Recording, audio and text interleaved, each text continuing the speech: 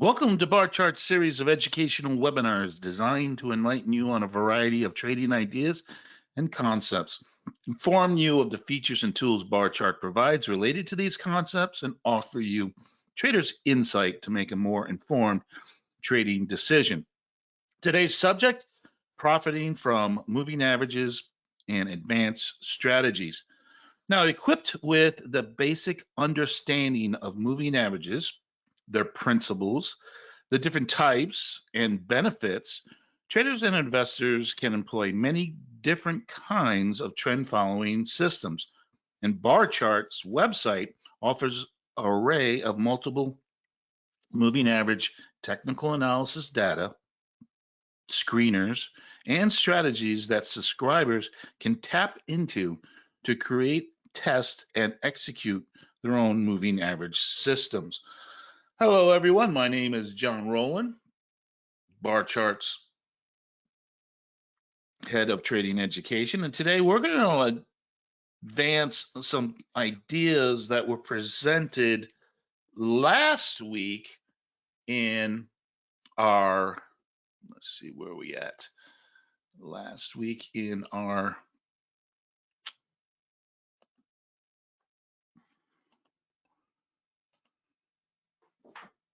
webinar that we had, what was called Understanding Moving Averages. Now, this is found in our Learn under our Archive section. So we're going to take that information, all that information we looked at, and we're going to build upon it. And we're going to look at a few of Bar Chart's trend following features.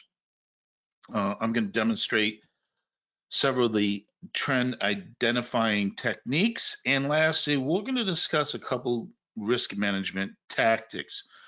So stick around and hopefully I'll advance your knowledge and confidence in moving averages.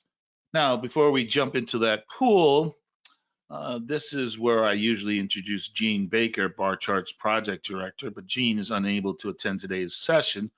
So I've asked Bar Chart's director of social media, Thomas Meyer, and my co-host on our Market and Close Friday show, which is for our premier members, to step in as our moderator. So please welcome in. Hello, Thomas. Hello, John. How's it going? I'm hanging in there, my friend. A little stumbling start, but I think we're going to get a lot of information in today. So I want to just let folks know that, Thomas is here to help me out and answer some of your questions, and maybe his depth of knowledge is not as deep as Gene. So be kind to him. And again, if we don't get to all of your questions today, you can always reach out to us at support@barchart.com, or Thomas, right? We could.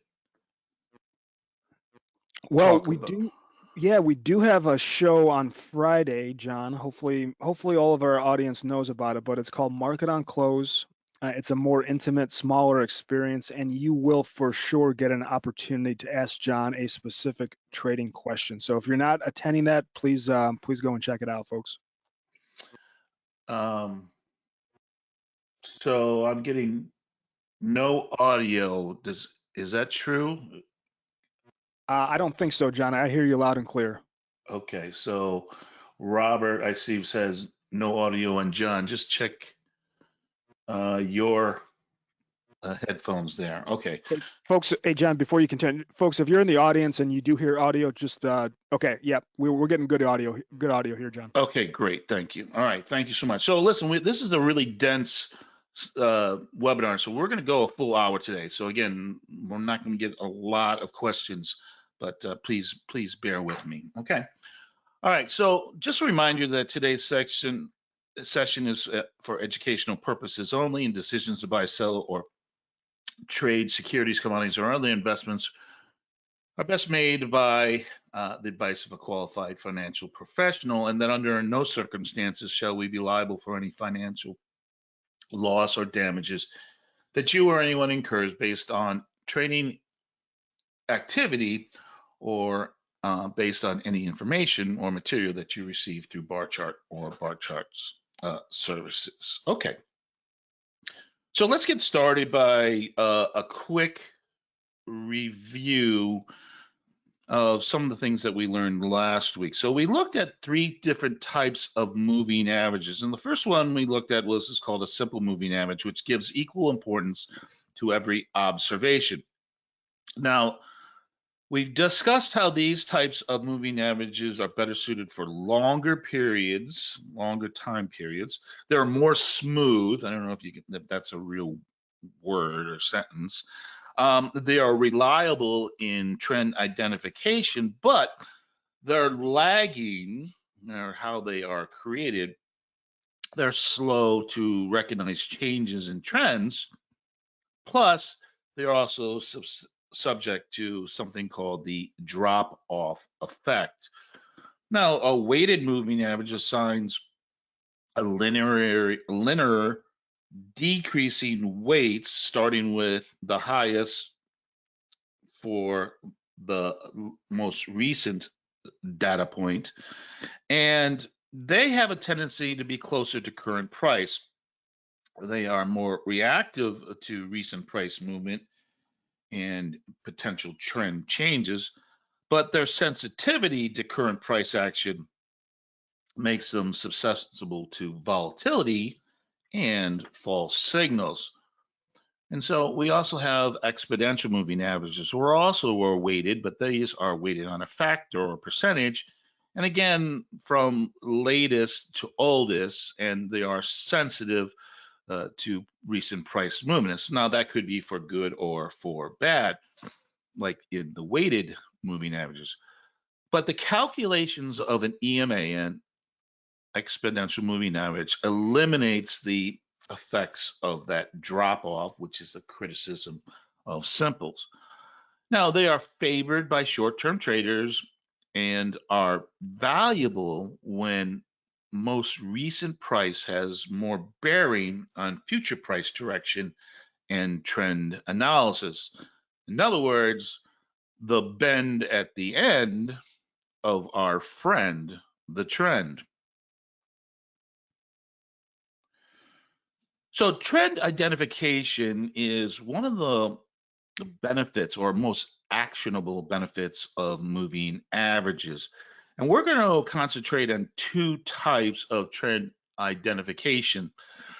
One is called a moving average crossover. Now, this is because a majority of bar charts trend following strategies that are on our page involve this concept. And this is a very simple concept that in terms of trend identification is we're going to look at a faster or a shorter period moving average as it crosses a slower or longer period moving average. Now, case in point would be something called the golden cross or the death cross. Now, this uses the 50 and 200-day simple moving averages to generate buy and sell signals. So if I go to investing page and I'm under bar chart screener, you will find the golden cross. Now, if I click on the golden cross, what it's doing today is identifying those stocks that are exhibiting the 50-day moving average crossing above the 200 days. So this would be the bullish buy signal.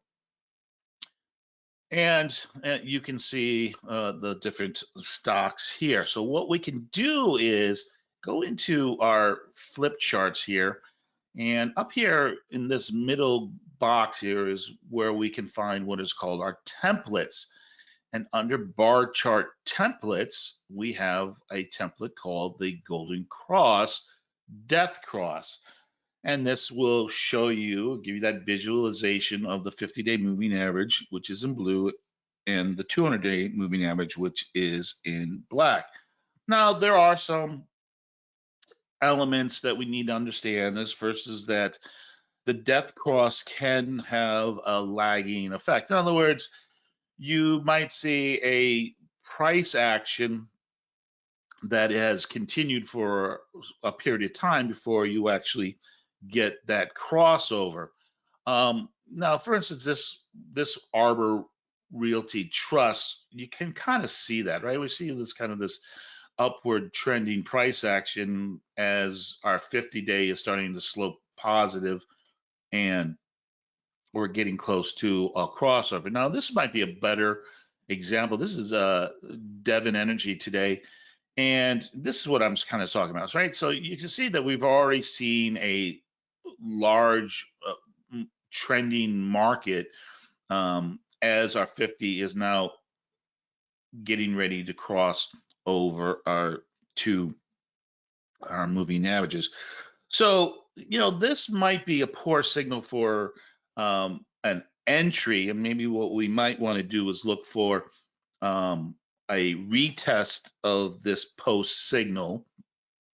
But what we can see is, and let me go to a different market. So here's Meta, and I put on a template of similar that bar chart moving average template. And then again, this is what I'm saying. Here's that lag effect of, you already got price action moving in an upward trend before we get this crossover. But in terms of long-term investors, right, this is a very simple system that would just take a long on the buy signal, and we continue to hold that trade until we get a sell signal. Now, the risk here is that by the time the 50-day moving averages, if price were to fall, were to cross back over the 200-day to give us that death cross signal, we would see a lot of price depreciation. That would be increasing our risk. But it is a very simple rule for our long-term investors. And this is one of the benefits of trend following systems, is it keeps us in trades a lot longer. Now, for our swing traders, this could be a great tool or a complementary tool. In other words, what we might do is we wait for the post cross in terms of down here, but then when both moving averages turn up sloping, then what we would do as a swing trader, we would have a bullish bias. In other words, we wouldn't look for shorting opportunities. We're only looking for long opportunities. And if we were in the death cross, obviously that would be vice versa. But as the 50-day trades sideways or starts to change direction, then maybe we could look at some mean reversion strategies as a swing trader.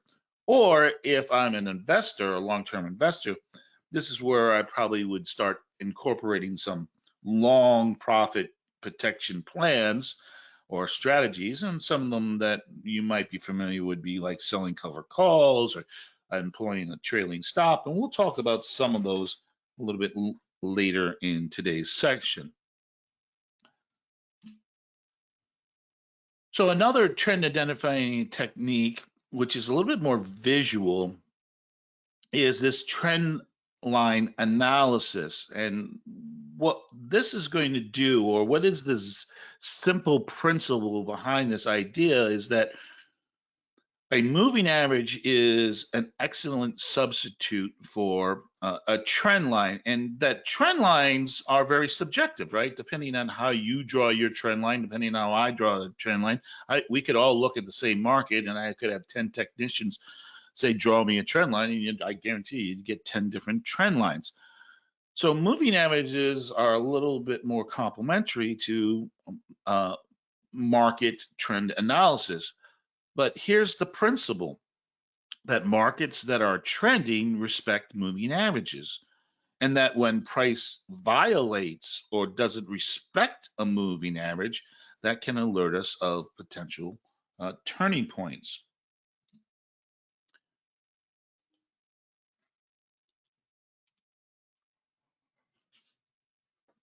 So here's Apple, and we looked at this in our understanding moving average last week, and we talked about how we can substitute a moving average for a trend line. And so the moving average that here is in red is a 20 simple moving average. I'm looking at a daily chart, so this is a 20-day moving average. And so what we can see here is how this kind of mimics our trend line, but also that as our market is trending, how it respects that moving average. That we do get sometimes levels where price comes and tests our moving average, and that is kind of where we're going to draw our points based on our trend line. But if our trend is intact, it's going to respect that moving average and then continue to move away from it. So this is a great example of how moving averages are good proxies for our trend lines. Now, what do we need to be aware of? Well, we want to look for that bend at the end of our trend. And so again, we might get a price penetration of a trend line, but maybe we didn't draw a very good trend line. But here, when we see our trend is based on our moving average, when it changes directions or it moves from a positive to a negative sloping, that would be a good indication to us that our trend or our trend identification has changed. Now, let's look at what has happened here in recent, and this is kind of an important aspect. So we know that price could test our moving average or touch our moving average or break our trend line. So a lot of trading applications or trading systems might say, hey, if you break a moving average or a trend line, that could be a trend line break, and that could be a signal that your trend is about to change. So how can we determine if a trend line break or a challenge of a moving average is a change in that moving average or a potential change in price action? So we can look at it in a couple ways. First, we can look at, how many days did we challenge that trend line? So you can see in this example here, it was one day we did close above, and that would be concerning for us. But the next day, what happened? Price went right back and rejected that, and our trend was reinforced. The other thing we can look at is the distance that trend price action goes from our trend line, or in this case, our moving average. So how do we can use that? Well, let's go into our menu, and here's technical analysis. And what I'm going to look at is something that's called um, average true range. Now, this is a measurement of volatility in terms of price. And you can see that the 20 period average true range for Apple is $3.35. So let's go back to our chart. And this is a filtering system. We're going to say, okay, so here we can see that here's our moving average on this particular day, 176. And if I added $3.30, that'd be 179.30. But we did not get outside of that on that one day. We only got to 178.71. So that would be a sign that we didn't get outside of the ATR, which could mean a change in direction, could mean increased volatility. There's a lot of things we can discern from it. But the point being is that we did not get outside of that ATR filter. And this could also be good for risk management. Now let's look at the price action down here. So here we can see that our moving average was around 170.140. I think it's around 171.50-ish. And if we added that $3.30, you can see that we are well above that. We got actually closed outside the ATR, and we penetrated outside of that range. So that would be a more confirmation that yes, something is occurring in terms of our trend. And also, if we look at this in terms of we spent now 3 days above our moving average and outside or broke that trend line. Again, probably a better confirmation that, price didn't come back right away, and that this now is telling us that in terms of this downtrend is over, and what we need to see is a new low to create a new downtrend. Now, what could happen is we could go travel sideways, or maybe we might bottom here and make a new uptrend, but that is to be discerned later. But what is the real main difference between these two examples of testing our moving average or our trend line in terms of our trend identification? And I think if you look at this carefully, I'm sure you picked this up. The difference is here our moving average is still downsloping, still with our trend line. And what is our moving average doing here? Well, our moving average has flattened, is trade sideways. Again, the bend at the end. So the fact that we broke the trend line and the moving average on price, spent 3 days outside of it, and our moving average had at that point had already turned sideways, that would have been more of a confirmation that a trend change is about to come.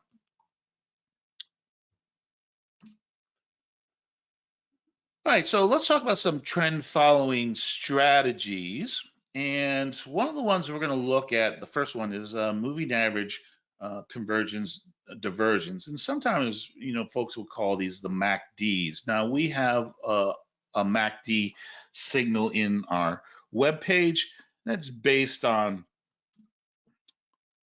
go into investing. Here's our EMAC buy signal. And this strategy is based on the concept of moving average convergence and divergence, or MACDs, and this is really three moving averages: a 12-day moving average, a 26-day moving average, and a 9-day moving average.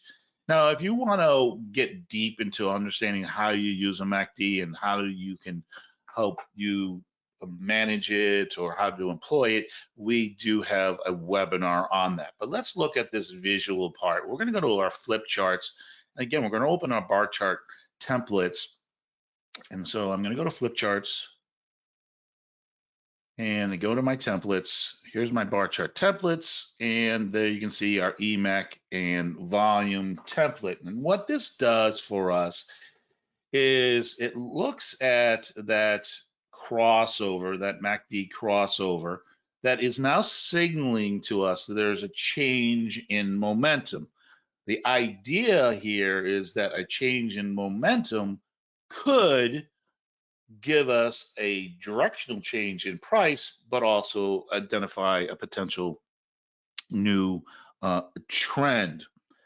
So in the webinar, we talk about some key characteristics that we want to look for. And one of them is what we want to see is a change in characteristics of price action.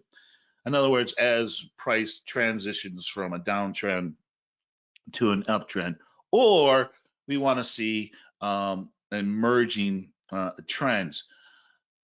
Plus, we use volume. So you can see here that we're getting a little bit of a momentum change, but no volume confirmation. And what is the characteristics of this price action? Well, it's still making lower lows and lower highs. So it's still exhibiting a down trend.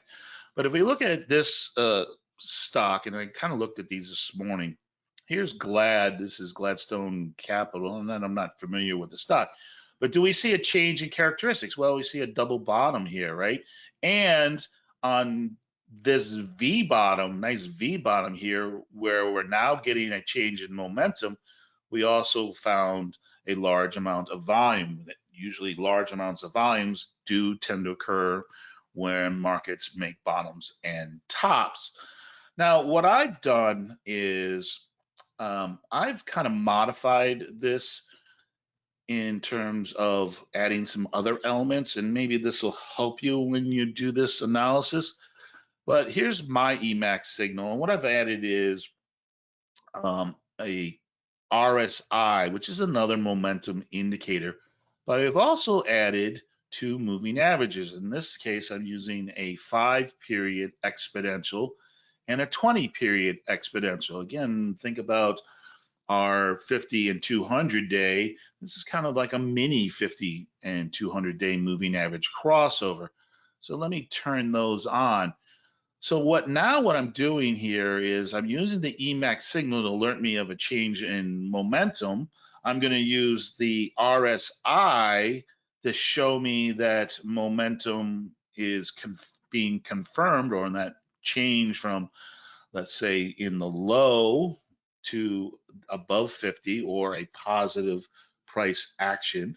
And then also look for that crossover as our slower, our faster, shorter term moving average crosses over our longer term moving average. Again, a kind of a checklist of things that I want to see before I want to start employing some type of long term trades. Now, this is by design, right? And you don't have to follow this design. And I'm not saying this design is better than any other designs. If you're an intraday trader, you might use different time frames, right? You might use different moving averages. And if you're an investor, right? Maybe you're using the daily EMAC to give you a buy signal or give you that permission to start looking at a stock. But you might be looking at a weekly chart, and you might be using moving averages, for instance, like a 13-week moving average versus a 40-week moving average, which would be kind of similar to our 50 and 20-day golden cross.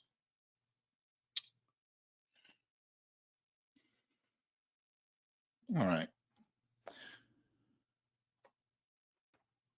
Where are we at? Okay. So, what is another trend following strategy that we have on our website?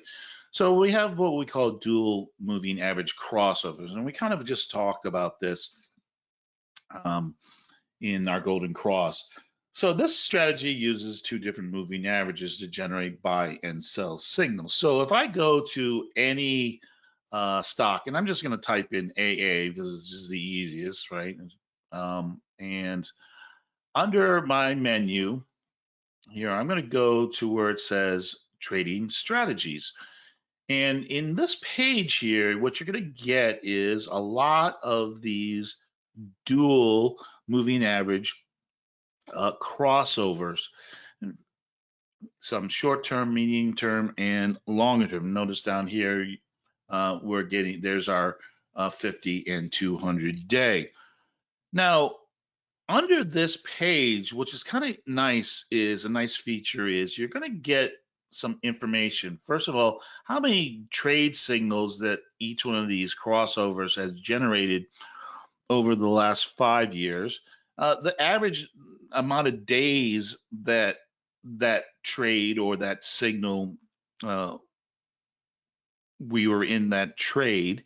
Now we can use this information in terms to help us kind of zone in on, maybe I might use an enhancement or another type of moving average to generate another confirming buy signal or sell signal, depending on which one I want to do. And so what I want to do is I'm going to look at the time we're in a trade, and I want to create maybe a signal or a moving average that is on a 4-factor less than the average time in the trade. So for instance, if I'm using the 20, 50-day moving average crossover and the average trade that we stay in this trade is about 63 days, well, I might use, let's say, a 13 EMA to give me that incentive or that permission to say, hey, this signal is a good signal. I want to make sure that if it's already given me that permission,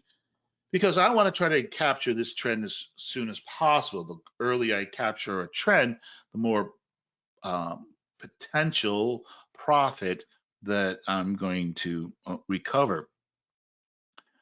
But if I click on the crossover, what it does is it breaks this really down for me, and allows me to see each one of the different trades, how many trades, again, the time of trades, and also total profit. But this will all allow me to do other system design analysis. In other words, max profit and drawdown.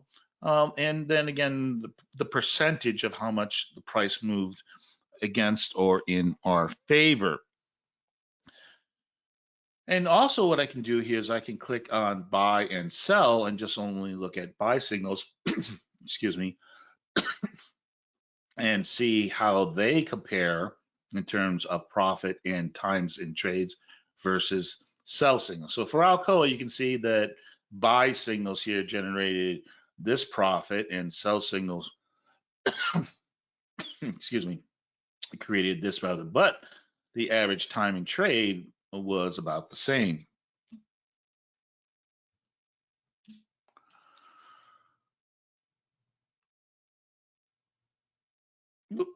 So another dual moving strategy that we have available to us on our website, which is kind of unique to bar chart, is found in the futures section. And under futures section, we have something called the futures trading guide. So if I click on that, this trading system uses two moving averages, the 9 and 18-day moving average. And you can read the strategy here. It tells you how a sell trade has been created or a buy trade is created as we get those crossovers. Now, we have archives in our archive videos, our webinars. I think we have 3 or 4 webinars on how to the applications or how to employ this futures trading guide strategy. But let me take a moment here and talk about trend following systems, right? And or strategies. So this particular one is always in the market. This is a trend following system that's always in the market. And this is called a SAR, or what it stands for, stop and reverse. So buy signals to enter the market are also buy signals to exit a former sell. And a sell signal that is an entry in the market is also a sell signal to exit a former buy signal. But let's talk about trend following systems in general, not just SARs. That the first point is one that is very, very obvious, and that you need the existence of a trend to become profitable. I mean, that just makes sense, right? And that these types of systems endure many small losses while we're waiting for one signal to produce a large profit. Now, this can be mentally difficult for traders, and it requires a lot of discipline and patience to stay with a trade. So let's go to gold, and I think this will make more sense to you. So here we can see that we have a buy signal that was created by the futures trading guide, and that occurred on February 29th. Here's your entry point. And as of today, the price of gold is up $310. And if you bought one gold futures contract, that would be a profit of 31,000, and you would have been in this trade for about 48 days. But look what happened prior to that, right? We had a lot of buy and sell signals where the market was trendless, right? It was kind of just trading sideways. So this is where that mental toughness comes in. You got to hang in there in terms of waiting for this trend following system to work. Now, if I go to view history on this trade, and this is what I'm kind of talking about. Here is that one trade that is creating that large amount of profits, but you can see there was a lot of losses before we got to that profitable trade. So this brings 2 more points in, that markets spend more time in sideways or congestion areas than they do trending. And that's why trend following systems have this attribution. And that only a handful of winners will represent a lion's share of your profits. Now, again, don't hold me to this, but as a general rule, about 5% of your winners will make up about 85% of your profits. But again, we can look at the characteristics in this case with gold based on the buy signals. You can see here how many buy signals in the last year and what was the net profit. Again, large profits after small losses. And if we look at this in terms of sell signals, Well, we can see the characteristics of gold. This system works better as a buy than it does a sell. But if you think about futures, futures is not for everyone. But I would contend that using the futures trading guide as permission or a trade bias to allow you to trade um, different equities. Now, the equity that I would think that would be uh, applicable to trading gold futures would be the gold or the GLD in terms of a similar type ETF equity that is like our futures contracts. Now, I drew here a line here. There is that entry date, February 29th, where we got the 9 and 18 crossover. Now, I created a template based on the 9 and 18, and that's what we have here. The blue is our 9-day moving average, and the green is our 18-day moving average. And so that day, that was the day the futures trading guide gave you that buy signal. So again, futures might not be for you, but here you could see that the GLD responded very similar to what the futures market is doing. Now, again, when we think about moving averages, there is a lot of lag in them, and that there could be a greater amount of risk. So, for instance, where we're currently at now, if price were to fall and move the 9-day below the 18 to create that exit signal, that would be a lot of risk that we would be taking on.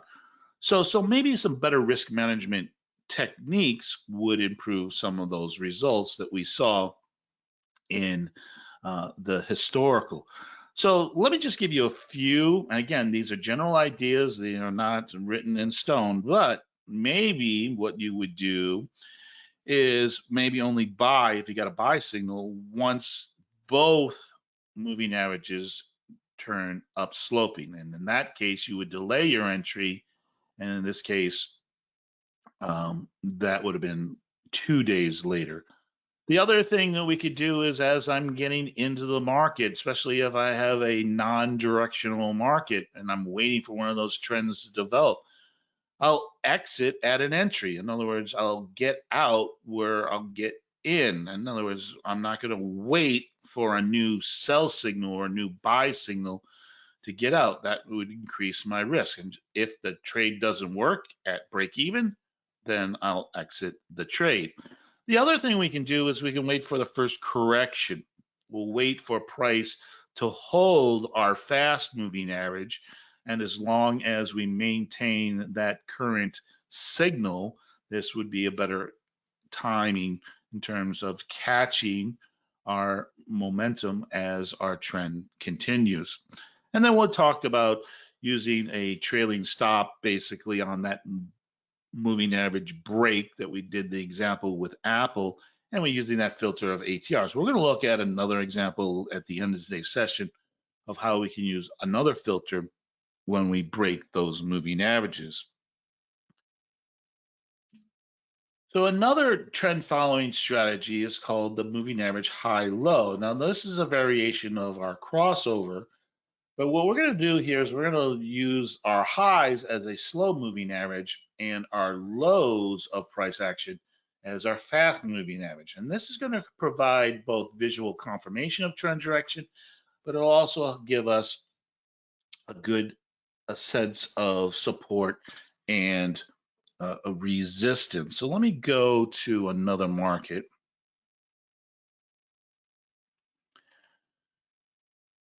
And here's the cues, and let me see if I'm set up. Yep, no, let me just reset this. And let me go into educational indicators. And this is under the learn section. And here's all of our moving averages that we have. But here's the high low. And what this does is it uses the slow moving average as our high and uses the fast as our low. So that's what we have here. And this is the 10 versus the 8. And what this kind of does for us is it does help us identify trends in terms of price action. And again, what we've learned so far is that trending markets respect moving averages, so this is acting as a level of support. And also, when we get to non-trending markets or markets that are trading sideways, what you'll see here is that the price will deviate on both sides of this moving average. So, for instance, this might be a great time to start employing some mean reversion strategies and not trend following strategies. But let's think about the characteristics of trends and the characteristics of these fast and slow moving averages. So characteristics of a trend, we'll say an uptrend is a series of higher highs and higher lows. And that characteristics of crossovers, that fast versus slow, can help generate buy and sell signals. So we said that in the beginning here is we want to kind of think about that four factor. We want to find a moving average that is faster, that is a four factor lower than our slow. And so, I can't really get too deep here, but if I used a 3 period, so again, period 1 is for our highs and period 2 is for our lows. And if you think about this, if my 3-day moving average of my lows, and I'm in an uptrend, it should be equal to or greater than the moving average of my 10 days, or in essence, a 2-week moving average of our 10 period. And this can generate great buy and sell signals. Now, this technique that I'm showing you is really a great momentum trade for our short-term traders, short-term swing traders. In other words, somebody who's maybe less trading week to week, maybe open a position on Monday or Tuesday and then closes a position out on Friday. They don't want to hold positions over the weekend. So let me show you what happens when I apply this. And again, this crossover here, you can see our slow is crossing over our lows, are crossing over our highs. That generates a buy signal. And as long as the market respects our moving average, right, then we're in that momentum, that trend. But when the crossover occurs, that would be a time for us to exit that momentum trade. Again, here we see crossover of the slow, and then where would we have exited? Well, about there. Again, some shorter momentum trades with that entry and exit. Now, as our momentum shifts, or as our market moves from trending to sideways, right, then this is not a great system. But what we can do is, again, for our mean reversion traders, notice how price will deviate or trade around these two moving averages. Now, it works both ways. It does work in downtrending markets, but just remember that in a downtrending market, lower lows and lower highs, you're going to see a similar kind of price action, but it might be a little bit slower to react based on just the dynamics of the difference between an uptrend and a downtrend. But you can see that you do get those same types of crossover signals that would tell you, hey, it's time to exit that short position. So this is a great moving average system based on trend identification with this filter.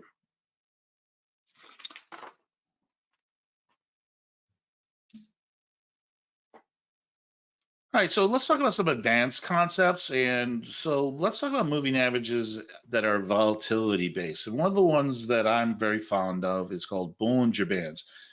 Now, Bollinger Bands create an envelope or a channel around a moving average.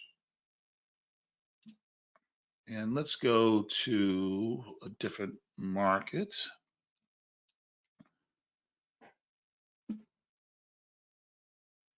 And so the basic concept here, well, first of all, Bollinger Bands are based on the default are a 20 period. So if I'm looking at a daily, it's a 20-day, and then the width or the bands are based on what is called a standard deviation, a measurement of volatility. And so the default here is 2 standard deviations around a 20-day moving average. So there's 2 applications here what we're going to look for is, first of all, in narrow bands, that's telling us we're at low volatility. But as price breaks out of narrow bands, this is an indication of increased volatility, which is a good sign of further price movement, i.e. trends. And you can see that our breakout of price action created this trend. And what does our bands are starting to do? Well, they're starting to widen. Now, wide bands are an indication of greater volatility. And sometimes when price pierces outside of the bands and then returns inside the bands, this is an indication of a possible mean, in other words, another word for moving average, reversion. And this could be a potential trade opportunity. Now, these types of trades trade against the trend, and this can be more risky.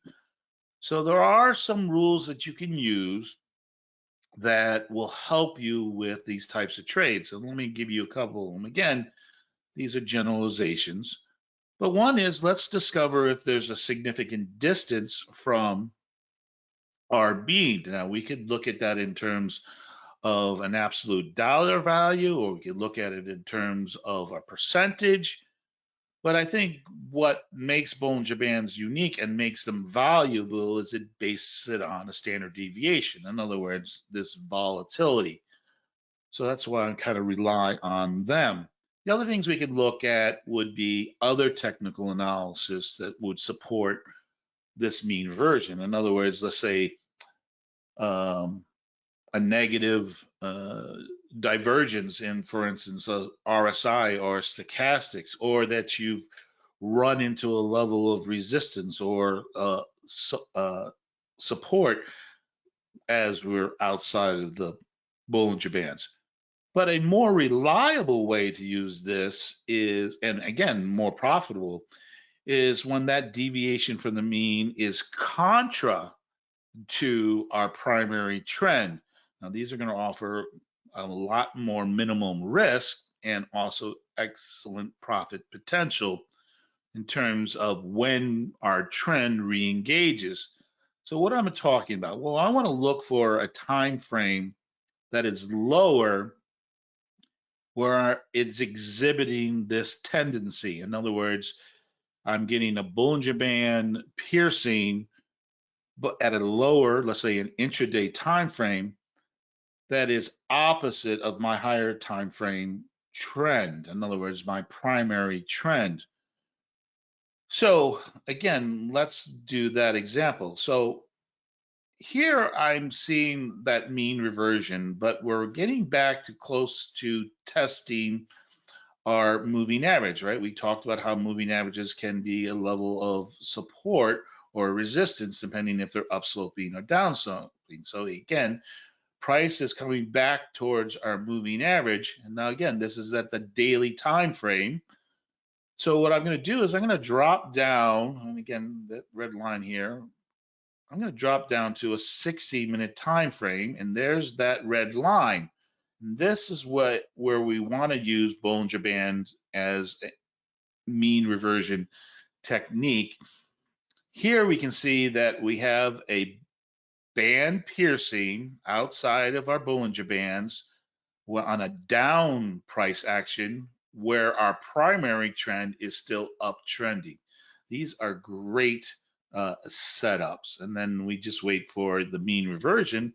But because we have re-engaged our uptrend, we can hold on to that trade until we get maybe an opposite price action.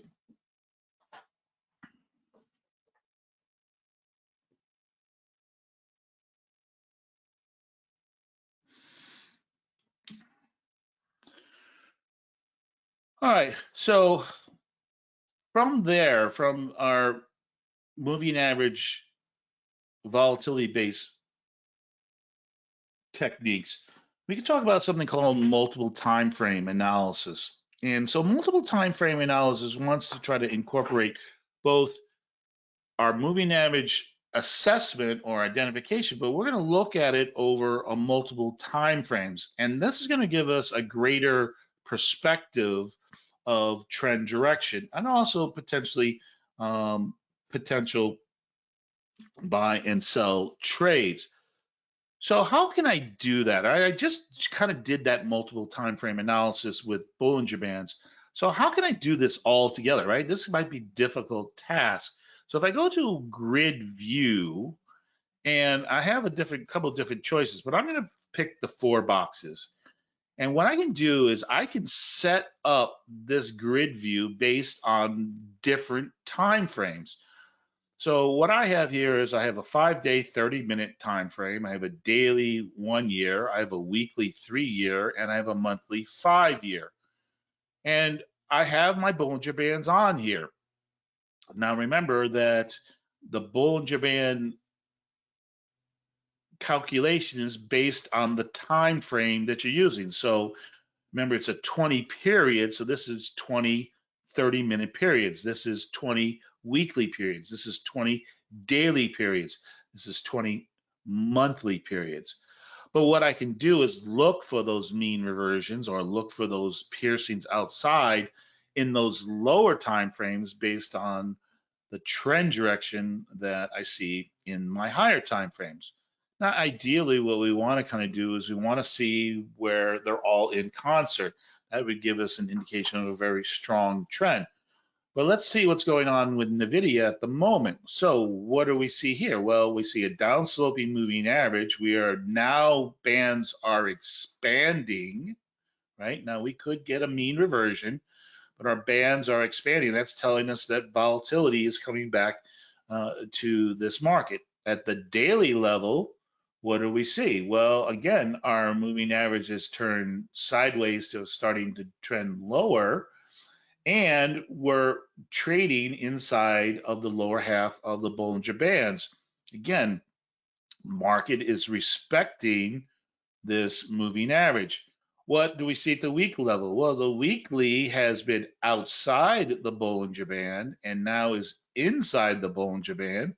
So that has a higher propensity that we're going to revert back to the mean. In other words, maybe if I wanted to buy NVIDIA, I would be waiting for maybe a little bit lower price, or I could enter into some kind of mean reversion or short strategies, maybe trade some options based on it. And what do we see at the monthly level? Well, it's confirming exactly what we just saw both at the daily and the weekly, outside of our Bollinger Bands. Now we're inside. Now I would suspect that getting a mean reversion at the monthly level would have to take some kind of catastrophic event. But the bias here is that the market does feels like, in terms of NVIDIA, that we're in some type of trend change, mean reversion, or again, beginning of what looks like maybe a new downtrend. So multiple time frame analysis can be achieved in 2 ways. We can change the time frame and keep the same moving average period, which I just showed you with the Bollinger Bands. You don't have to use Bollinger Bands. You could use different moving average or moving average type scenarios. But the other way we can do that is by changing the moving average period in the same time frame. Well, what's that? That's our dual crossover moving average system. Okay, so before I get into risk management, I do see a couple questions here, and well, at least one or two in terms of moving averages. So let me see if I can answer one. So one is, how do you distinguish between trend change and pullbacks to pullbacks and false trend breakouts. So again, false trends breakouts, we could use that filter process, that ATR filter process. And when I show you the risk management technique, I'm going to show you another way you can use that to help you discern um, breakouts.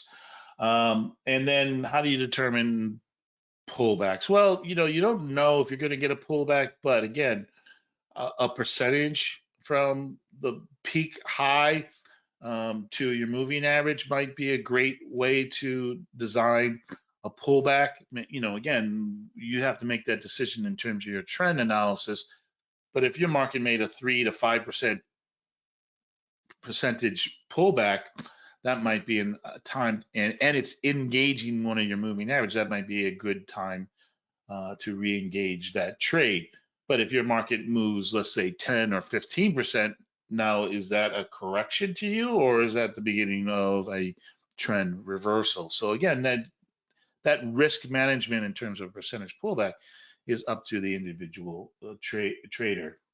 Marsha asks, go back to the high-low moving average. Marshall, I'm going to move forward. This will be recorded. You can watch that again. But if you have a specific question, then go ahead and ask that question.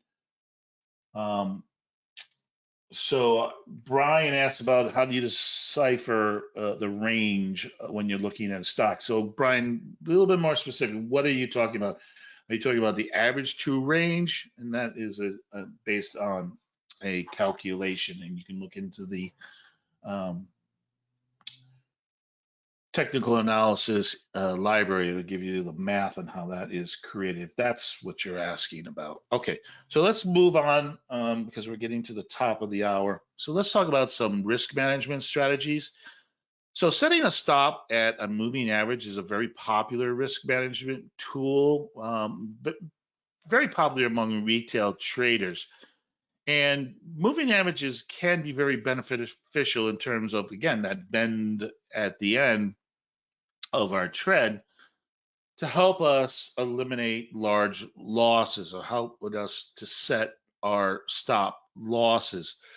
Now, again, stop losses could be an exit to get out of a bad trade, but also a stop loss could also be an exit to get out of a profitable trade.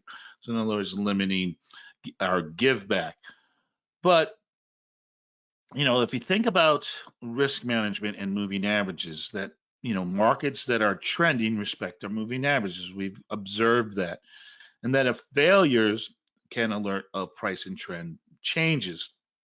But placing a stop right on a moving average might be a fool's folly. Now, that's because the algorithmic trading programs that make up something like 90% of all of our price action are well aware of these moving averages as well. And so they know on behavior that retail traders place their stops at or near moving averages. So that's why it's important to use filters. Now, I showed you the filter to discern if a trend line is broken or moving average is broken. That was using ATR. But again, that you could use that as a filter to say, I'm not going to set my stop on my moving average, but I'm going to set it outside of an ATR, one ATR, two ATRs, three ATRs, depending on your risk tolerance. But let me show you another technique that you can do, and that is going to use a percentage on the closing price through our moving average. So let's go back to our NVIDIA, and I'm going to turn my grid off, and let's do this. Let's go to a watch list first. And so this is a new feature that we just recently added. So any watch list or any data table will have what is called views. There's main views, technical, performance. These are created by bar chart for you. We just added this one. It's called the moving average view.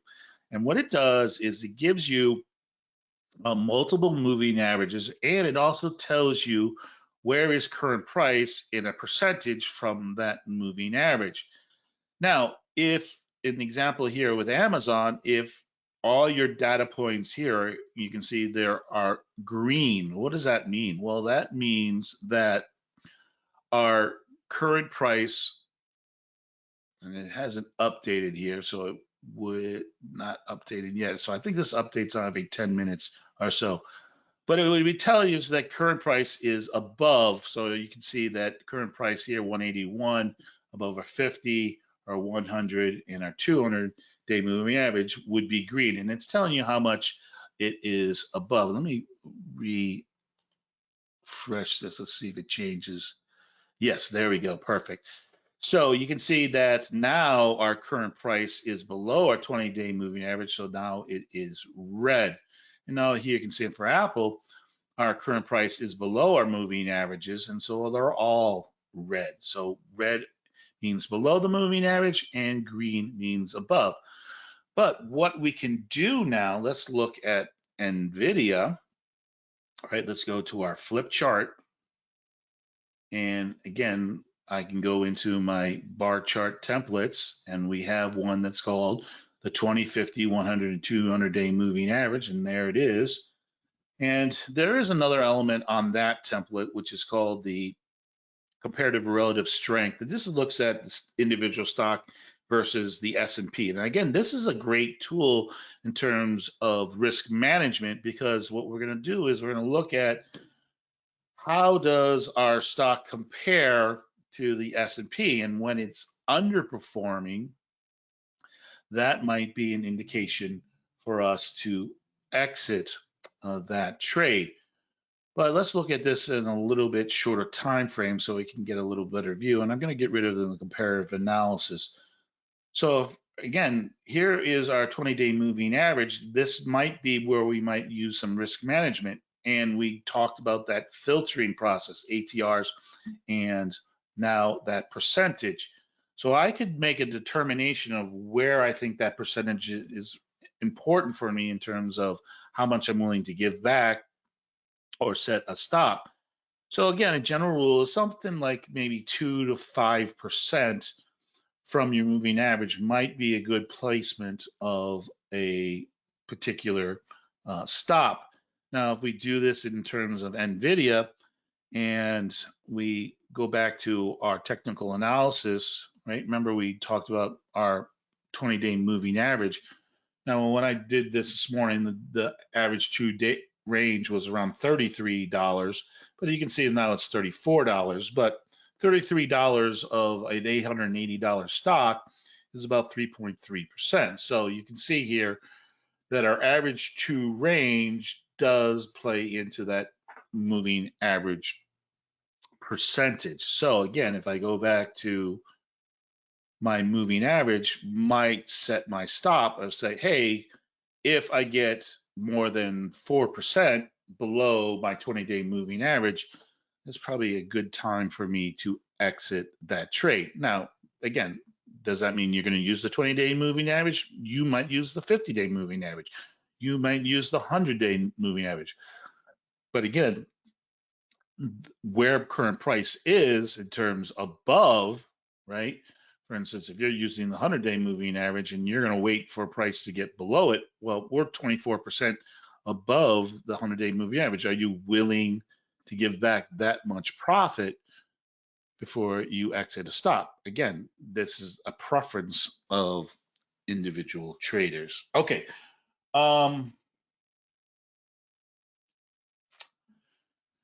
So let me do this, Thomas, for take a second. So I did see that we got through most of those questions. So let's do this. Let's go back here. So we can also use multiple moving averages as also giving us permission to change our position size or lower our position size.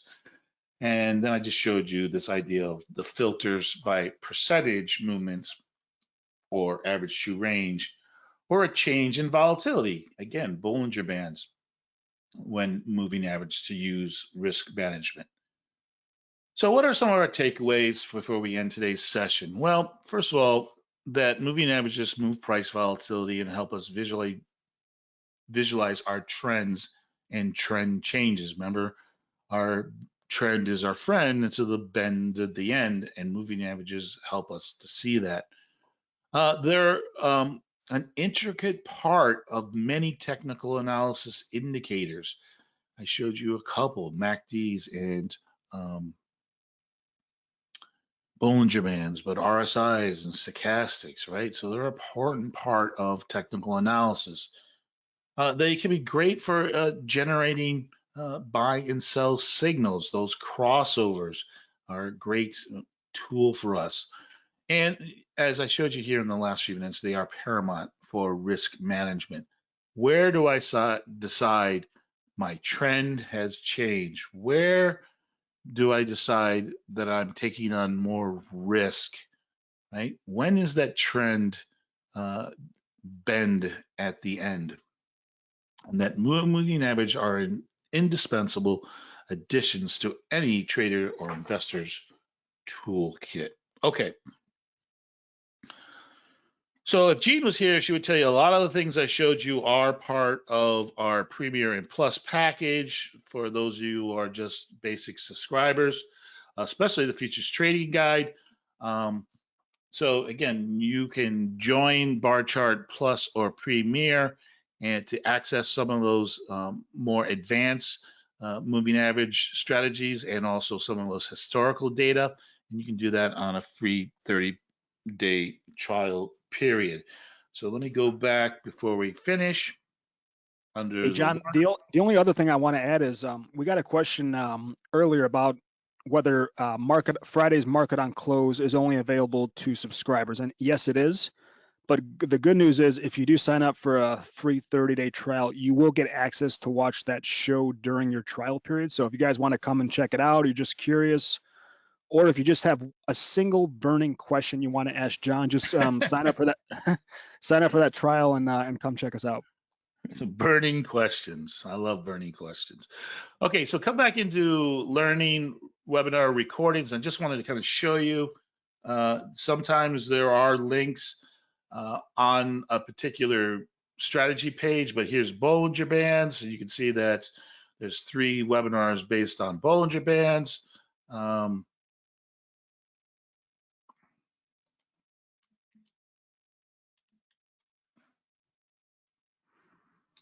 MACDs. I think, again, we have a lot of MACDs, 3. And finally, Futures Trading Guide. And there are 2 webinars on Futures Trading Guide. So there's a lot of resources for a lot of the information that I've just talked to you about for today. So Thomas, thanks so much. I hope that you survived. Not too many difficult questions to answer. And folks, I want to say that thanks for joining us. I hope you enjoyed. If you're watching on our YouTube channel, please give us a like and drop us a line. Again, if I didn't answer your questions, you can reach out to us at support@barchart.com. Or as Thomas says, become a subscriber and come and check out our market and close. And there you have an opportunity to send those burning questions. So until next time, folks, the best of health, manage your risk, and the good of all trading.